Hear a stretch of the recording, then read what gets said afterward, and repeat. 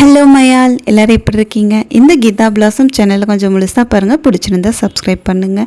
இங்கே பார்த்தீங்கன்னா மீஷோவிலேருந்து நான் 2 ப்ராடக்ட் வாங்கியிருக்கேன். அது என்னென்னு பார்த்தீங்கன்னா சோப் மோல்டு, சோப் பேஸு தான்.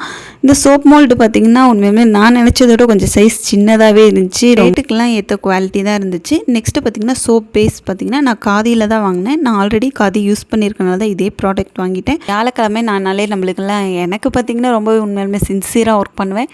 நான் ஒரு பக்கம் சின்சியராக ஒர்க் பண்ணாலும் என் பையன் அதை இன்னொரு பக்கம் ஈஸியாக களைச்சி போட்டுருவான். அதிக சேட்டை செய்யும் ஒவ்வொரு குழந்தையோட அம்மாவுக்கு தாங்க தெரியும் அந்த வலி.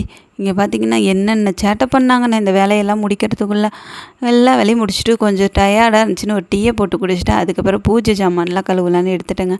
எல்லாம் கழுவி முடிச்சுட்டு எப்பயும் போல் சாமி படத்துக்கெல்லாம் போட்டு நிலவு வாசலுக்கெல்லாம் மஞ்சள் குங்குமம் எல்லாம் வச்சாச்சு.